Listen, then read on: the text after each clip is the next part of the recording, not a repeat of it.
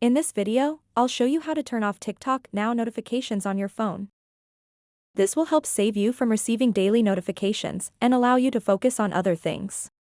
After watching this video, you don't have to worry about those TikTok Now notifications popping up in the middle of a movie or conversation. Just make sure to watch this video until the very end so that you don't make any mistakes in this process. To get started, open up the TikTok Now app and then tap on the profile picture icon at the bottom right corner of the screen. Once you are on this screen, tap on the three lines at the top right corner of the screen. And then tap on Push Notifications. It will open your iPhone settings. So now, what you want to do next is tap where it says Notifications. And then the very first option is Allow Notifications, which is turned on.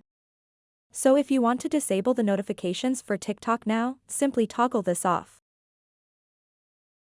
So that wraps up this tutorial.